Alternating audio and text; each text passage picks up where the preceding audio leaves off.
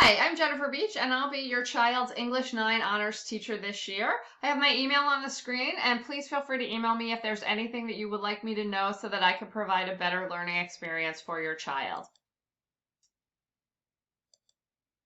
Okay, here's a little bit about me. I've been at West Springfield since the mid-90s. I've also been teaching online classes for FCPS for about 13 years.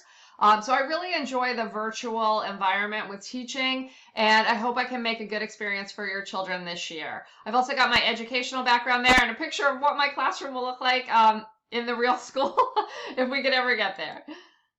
So some tips for success in the digital environment. It's really important for students to be in a situation where they can pay attention and stay focused. It's also very important for them to ask questions whenever they're confused. We can't see their faces. They don't have to be on camera. So it's hard to know if they're getting what we're saying, if everything is being understood. So they've really got to have that self-advocacy to reach out by email or to raise their hand in class and ask the questions to make sure they understand what they're doing. We also want them to follow the honor code, even though they're not in front of us, and make sure that they have a good space where they can do their work and keep things organized. Some other tips are that they should be ready to participate. We're going to be doing class discussions, group work, a lot of interactive things, and participating is going to help them not only learn, but stay focused. I also recommend that they plan ahead and look at their work for the week and all of their classes to sort of plan when they can get things done and not leave it until the last minute. And finally, again, asking questions via email or in class will help them to know what they're doing, and being organized by using the calendar in Schoology or their own planner to make sure they are on top of all their work. So let me show you, I circled a few things in Schoology. This is a screenshot of what their class will look like. I organize everything by folders. So right now we're in Unit 1, and when they open that folder, if I go to the next link, why my cursor's lost here. If I go to the next page, this is if they open Unit 1 and they can actually see Week 1, Class 1, Class 2. This way I can direct them when we're in class and I say, okay, go over there to Class 1 for this week. We're going to work on this assignment together, and they can find things easily. The second thing I have circled here on the bottom is the asynchronous folder for the week. So asynchronous is our new term for homework. This is work that they do independently. I will put it each week into its own folder with a note listing what they need to do so that it's easy for them to find and kind of know what is expected for the week, and they can look ahead and plan their time wisely. Schoology makes it easy for them to keep track of things. They're going to get in the upper right here circled an upcoming work list, and they can click right on those links and it'll take them right to the assignment. For me, if I post an assignment that we're going to do together in class, I will write next to it in class so that they know they don't have to click on it and do it right when I posted it.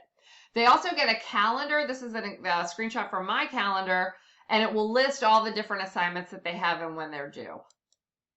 If they miss a class, they can go into Schoology and watch the recording. So if they click on this little set of lines in the Blackboard Collaborate area, it will open up a menu that has recording as an option.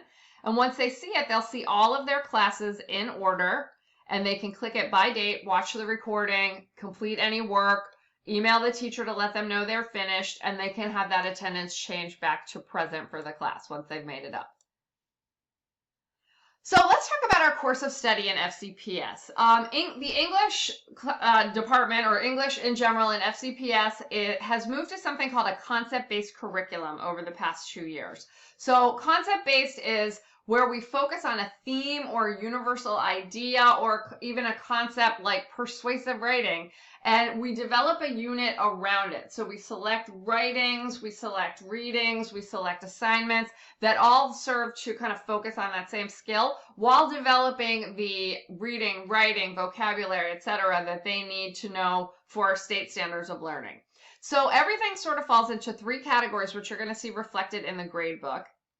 Reading, which includes reading from a variety of genres, vocabulary, both fiction and nonfiction, literary analysis, and then we have writing. So they're going to be writing literary analysis, narrative, research, persuasive, and creative writing this year. And this category is going to include grammar and mechanics as well.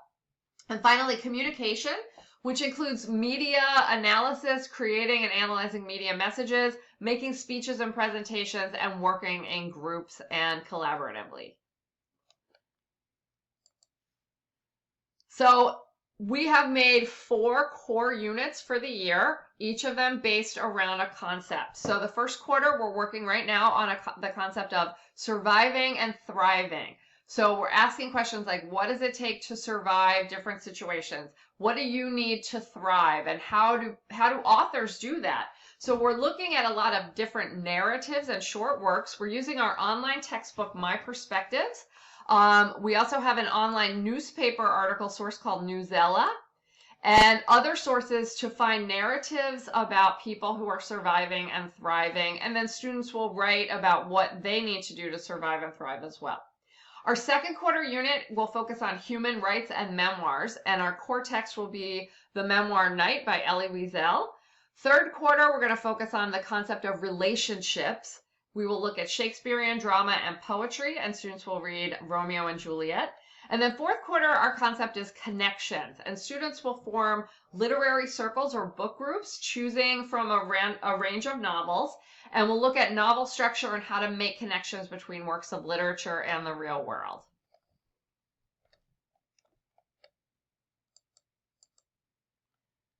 So in the gradebook, you're going to see 3 grading categories.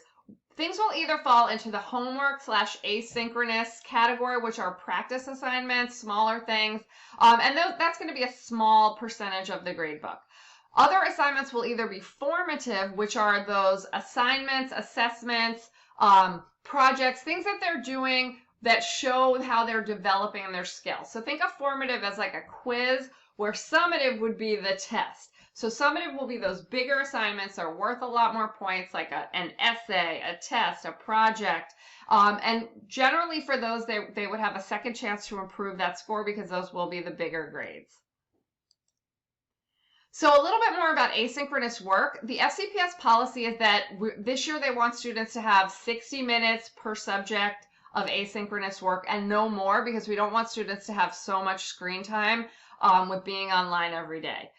The work for the asynchronous work, they have all week to do it through Monday night of the following week at 11:59, so till midnight basically. And we will go over what they need to do in class so that they understand it, but they can also always email if they have questions. I do tell them I go to bed pretty early because I'm old and I get up at like 5 in the morning, so they need to email me before late at night on Monday so that I'll actually see it and can give them feedback, and answer their questions before it's due. So one note about assessing the work and where to look for feedback and grades. Students are going to see feedback and grades in 3 places this year. Mostly they will see them in Schoology. Most assignments are going to be there. We have rubrics in Schoology, feedback, etc. But we also have assignments where they will get a score in No Red Ink, which is our online grammar and writing textbook and system. And they also will have assignments and scores in My Perspectives, which is the online literature book. So those grades, anything that's official is going to be put into SIS so that it will count toward their grade. So they could see their score in those places, but it will be official once we put it into SIS. And if you take a look in our Schoology folders, we'll have a visible learning folder that includes what the standards are that they're working toward. And throughout the year, they will work on self-assessing how they are mastering each of those skills and kind of tracking it, as well as seeing, if we have a rubric, it might be connected to one of their writing skills, for example. So we really want them to know what it is that they're trying to master and how they're doing as they work toward mastery. So for more details, all of this grading stuff is explained in detail in our syllabus, which is posted on Schoology. And if you have any questions about it, please email me. And that's it. Thank you so much for watching. I'm really looking forward to a great year. It's a difficult year for many of us. Things are different. Things are changing. We're working on this virtual learning, but I think it also has a lot of great potential and possibilities for us to build skills and build community in a new way. So I'm looking forward to working with your students, and I hope that they have a great year. Please feel free to reach out by email if you have any questions or if you would like to let me know something about your child. Thank you and have a great night.